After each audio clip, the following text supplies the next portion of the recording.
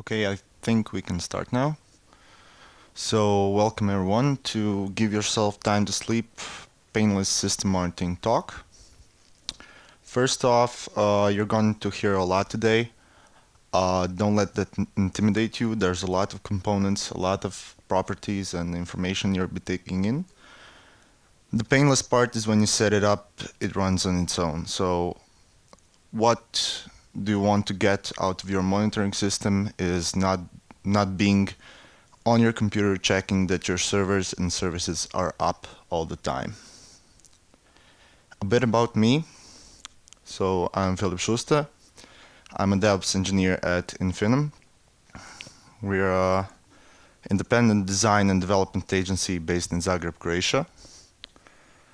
We have clients from all over the world, a lot of projects that we handle, and with agency type of work comes a specific set of problems. So there's not a lot of servers, but that's a lot of projects that need to be run, and a lot of external services that I need to communicate with and that my developers need to communicate with, and I need to check if everything's okay between them. So talking about monitoring. Who uses some kind of monitoring? Can I see hands? Okay. Shame on you if you don't. So when we started we had Uptime Robot. That's basically a service that sends an HTTP ping, and if it receives 200, that's okay. It says everything's fine. And then we needed to monitor a bit more services. So we need to check if everything's okay with the database, if everything's okay with the Redis, if some other APIs are okay, if they haven't changed their schema, because external APIs does that. So sometimes we had drafted up a list of available monitoring tools then, and Prometheus was not really stable, and the community was a bit low. But we went through the list, so we wanted our own hosted monitoring tool. So we just eliminated those on the right, and we went through each and every one of them, checked their pros and cons. We found that Nagios and Isinga were a bit out of date. Isinga is okay, but Nagios was out of date. They had a high learning curve for a less rewarding experience compared to some others. And while Monet was too basic, Zabbix was too complicated. So basically, we came to Sensu. First of all, let's see a bit of a spoiler. So this is our monitoring setup. It seems a lot, but it's really easy. Small components that do the right thing. So what is Sensu? Sensu is a monitoring framework that uses 4 components. So there's a Sensu server, there are Sensu clients, there's a Sensu API, and a dashboard where you can see the results through.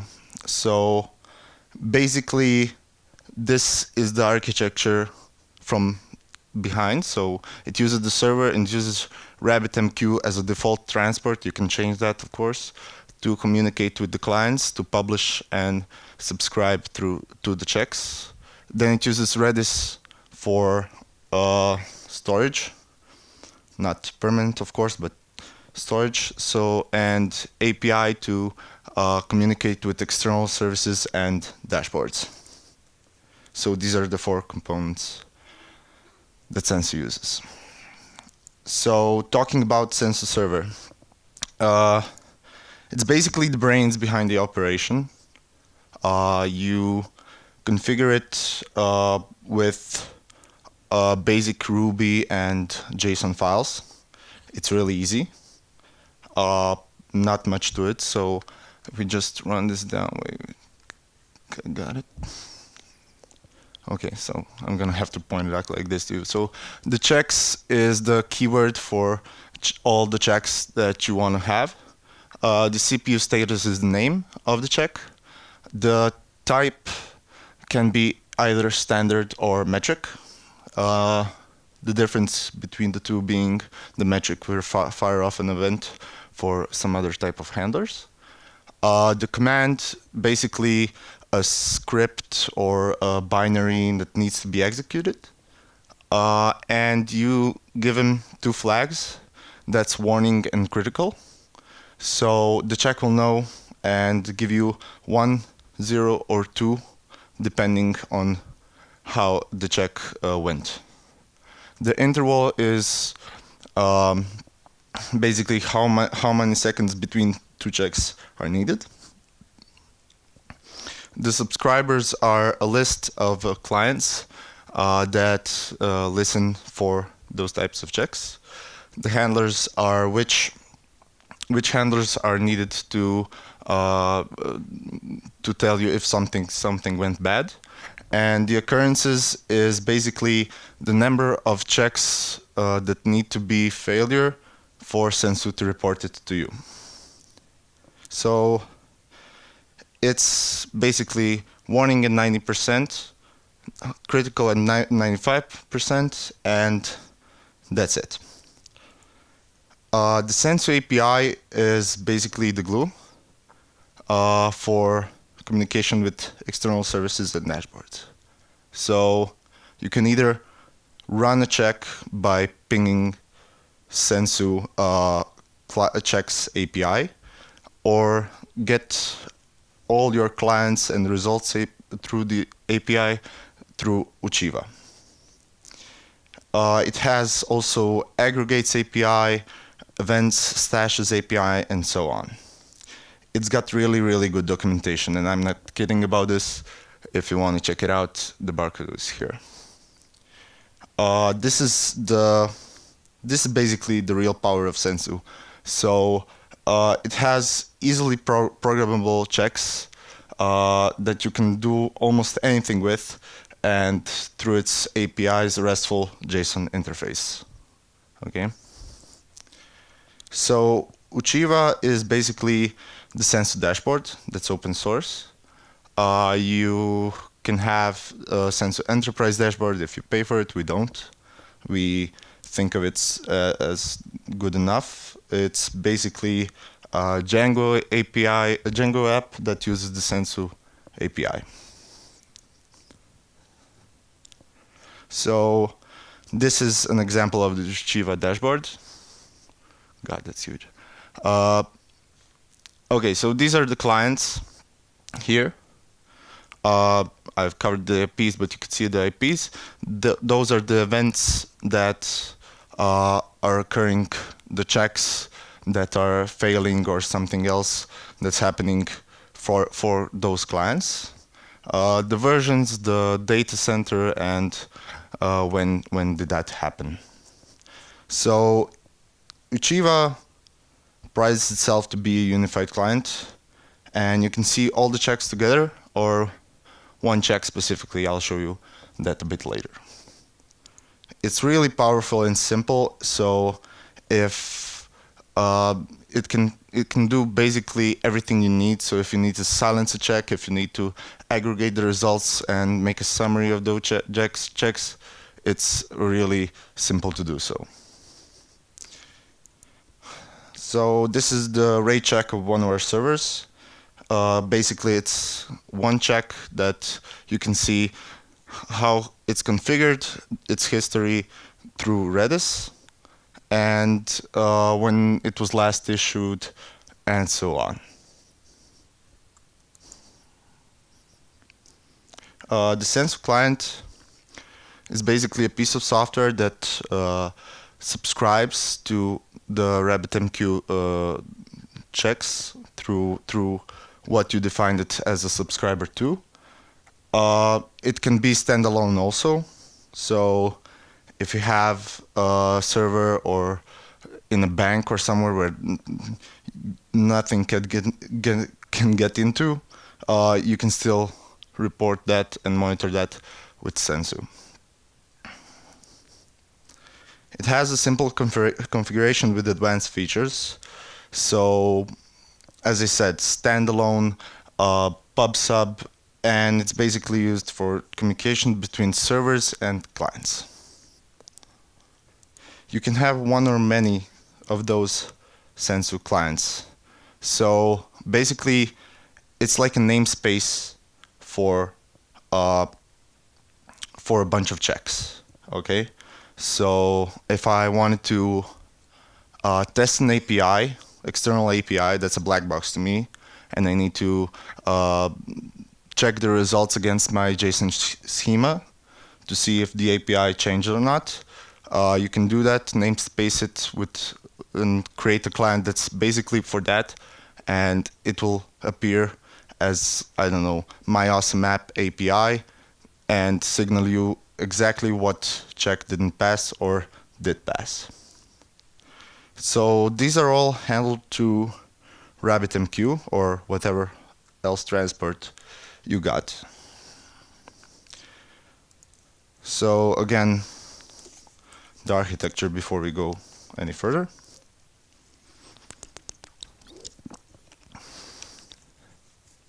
As you can see, so the Sensu clients are communicating to the RabbitMQ that Sensu server published its checks to.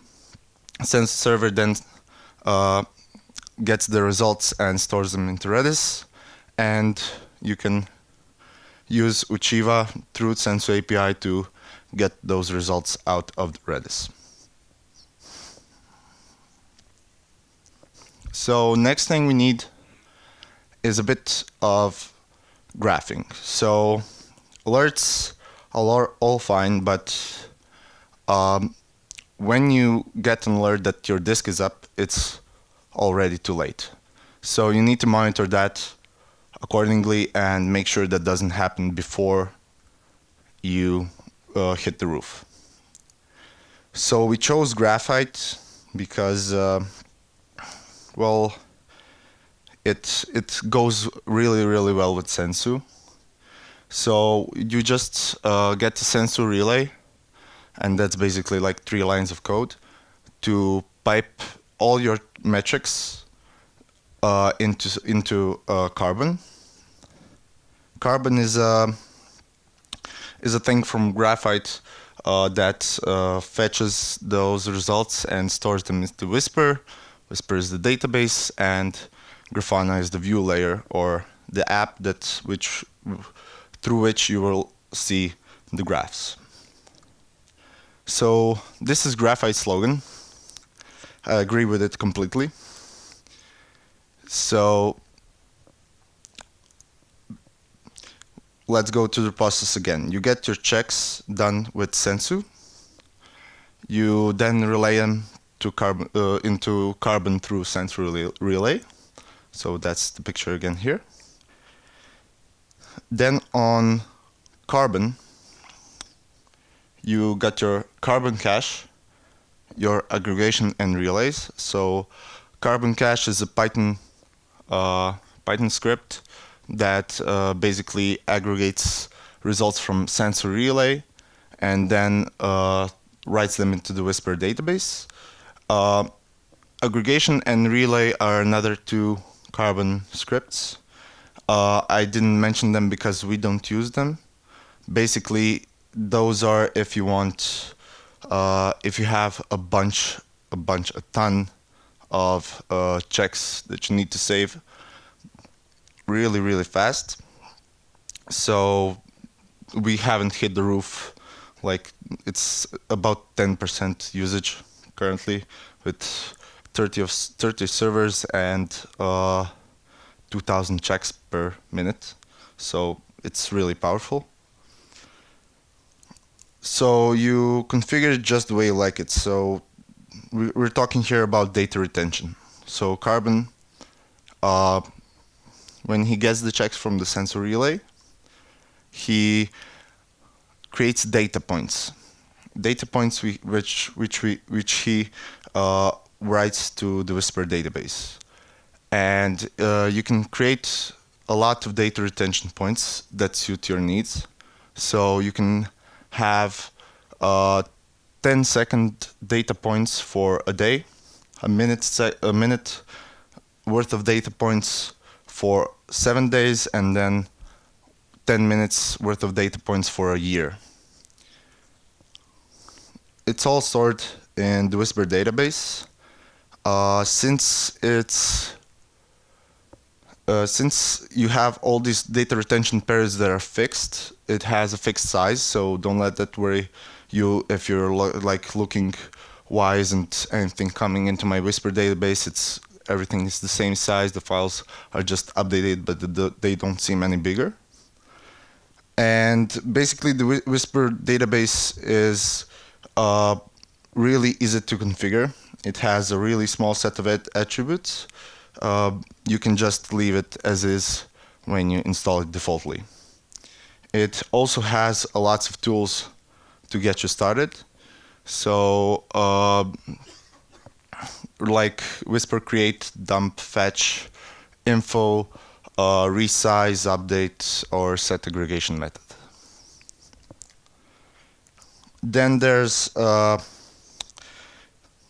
data aggregation in Whisper is a bit unique. So when you're dealing with metrics, you have to have some aggregation over your data points. And since the update came like a month and a half ago, since we didn't have configuration files, I deleted them accidentally because everything was running okay by default.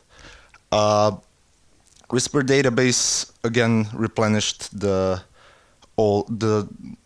default configuration files and ran in default mode, which meant half of the data points in a data period needed to be valid or non-null for it to give you a result when you queried it.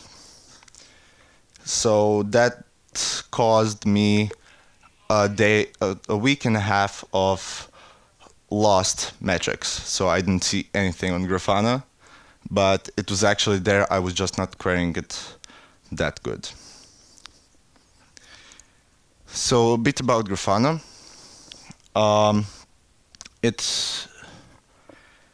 It unfortunately relies on Graphite Web. That's the API it uses to query the Whisper database. It has really beautiful metrics and graphing. So this is what it looks like. It's, again, easy to set up. It took me like 10 minutes to get this running. You can see you can have multiple metrics on one table, or I don't know, whatever you want, basically you can do with it. It has support for templating. So if you get a bunch of metrics from a bunch of servers, you don't need to make a lot of dashboards. You make one dashboard and configure templates like here. So you don't need to repeat yourself even if in DevOps. It has multi-user support if you want to give your clients access to your Grafana. For us, that was particularly useful because, as I said, we have a lot of clients and they want to see some metrics that if we say we created the metric system for them and we're monitoring their servers, they want to see it, and this is the way to do it. Since Grafana 4.0, it has alerts. So basically what I said was you want to know when your disk will run out. These alerts will get you there. So they'll send you an email when you set the threshold, and when you see like an upping graph, so the graph is going up rapidly, Grafana will alert you about that too. It has kiosk and playlist mode since Grafana 4.0, so You can even stick it up on a wall and let everyone in the firm see how great your servers are doing. And to round it up, to round the whole thing up, we need centralized logging. So who here has centralized logging? Who has tried that out? Okay, I see a few hands. This is really, really great. So basically, when we saw the opportunity from one of our other clients, we said we have to have that. And we had three to four demands from it. So we needed to have everything in one place. We needed to be able to search through those logs and make charts, because hey, everyone loves charts. And we really wanted an easy to use front end, because no one likes to go through Perl regexes or whatnot. So when we put that on the table, so again, we didn't go with a paid solution, a hosted solution. We go to a self-hosted solution. And between Elk and Graylog, we chose Graylog. Since Elk is the industry standard, I know, but we really got more from Graylog, especially for the interface part. So all of our developers could query the logs easily and get some useful information out of them without us being there for them. So what is Graylog? In Elk, Logstash pipes directly to its contents to Elasticsearch, and Graylog did some things differently. So log sources are piped to the Graylog server, and then you can get them through pipelines and different inputs, and merge the data or edit the data before it gets saved into Elasticsearch, and that's a really nifty feature. And then you can view it or pipe it again into another system. So this is what it looks like. This is not really a bunch of messages per second, as you can see right there, but it's really, really useful. This is a stream view of one of our apps. Graylog has Gulf, which is Graylog extended log format, which is really easy to use to read, and basically all the languages adopted it to format their logs into it. So you're not gonna have a problem with formatting your logs the way Graylog is used to. You can define multiple inputs for your data. You can extract them with extractors. So getting those fields out of the logs is really important because of quick values, something I'll get to a bit later. You can then store them into indexes. Indexes is a bit quirky at the moment, but they're working it out. So you can have maximum of 1 index per Graylog server. That means no different retention periods for now for different kinds of logs. Logs can be then grouped in streams, and this is again really useful for agencies' work because this is what it looks like. You can set up users and groups to view only streams, so you get that isolation between your clients, so they don't see everything on your infrastructure. It has simple and advanced search. So as much as developers don't really like regexes, we DevOps do. So we can still query it, query our logs through advanced search, or we can set up easily dashboards. This is something like it used to.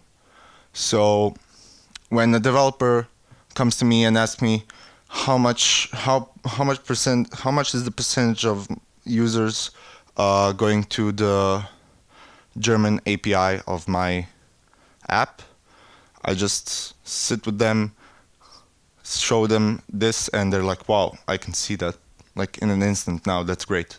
So you parse the language out with an extractor, you click on the language, and you get those quick values for the period you're looking for. It has notifications and alarms. So if you can't do something through Sensu or Grafana, which I think is a bit overreaction, you can do that through Graylog. So if anything comes through your logs and needs your attention, you can get a mail or get a Slack via webhook. As I said, it has granular user and group management. So isolating the streams or inputs, setting up groups of people that can view different streams is really, really easy. Okay, so let's review. We have our Sensu clients that pipe the data and the checks we need to into RabbitMQ. We then have our Sensu server that stores that into Redis. We use the Sensu API to show our checks on Uchiva. And on the Carbon side, on the graphing side, we use Sensu Relay to get our data from the Sensu server to Carbon, save it into Whisper, and then query it through Grafana. And for the Graylog bit, so we pipe and edit our data into the Graylog server, which saves it to Elasticsearch, and then we can query it and manipulate it to the Graylog web interface, or pipe it again to another system. So the point of my talk was not to show my shiny setup, but to say anything that lets you sleep at night is good monitoring. So you want from your monitoring to get an alert when something goes down and when it comes back up again. You need to be able to react to it fast. You need to isolate the problem and get it resolved quickly. That's it from me. Please rate me on Shadow, and feel free to ping me on Twitter or catch me outside. Are there any questions? How long did it took you to set this all up? So the question is, how long did it take me to set it all up? So first time, I'm not gonna lie, it took me 3 days. The second time, I was doing this last Saturday for another setup like this. It took me 4 hours when I kind of grasped the which components react with which ones, communicate, and how. It's really not that hard to do. Yeah. Other thing in other terms, just wondering how do you do the paging? Do you aggregate also the alerts or just have it from multiple sources? So you're talking about Sensu, Grafana, or? in Orwell. So Sensu has a great way of aggregating those pings. So it won't ping you unless something changed, which is great, which is probably the way all monitoring alerts should be. And you can also set with, I didn't mention here, you can also set up remediation. So if I don't go to my Uchiwa panel and say, okay, I fixed it, Sensu will try to remediate the problem by running a script I made that will just like reboot Nginx or something and see if that fixed. If that didn't fix the problem, send me another ping. Anyone else? Yes?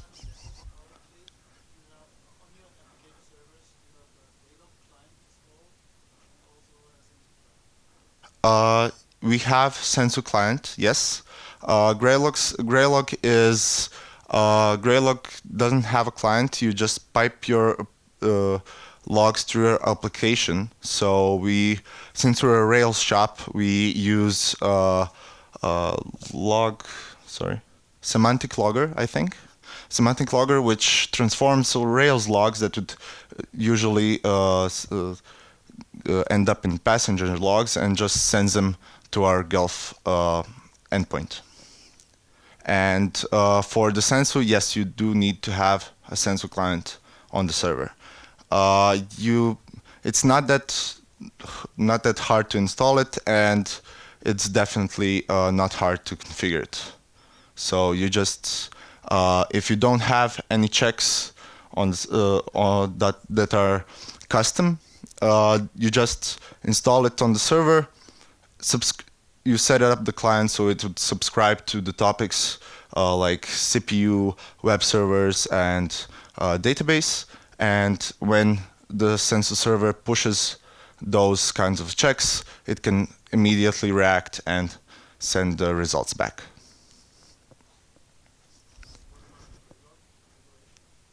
Uh,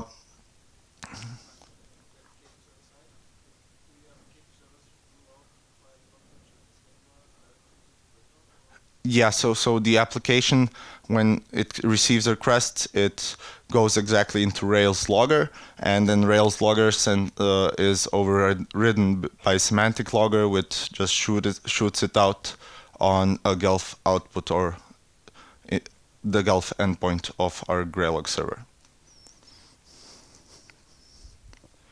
Okay, is that it? Okay, thank you for being here, and I'll see you outside for drinks.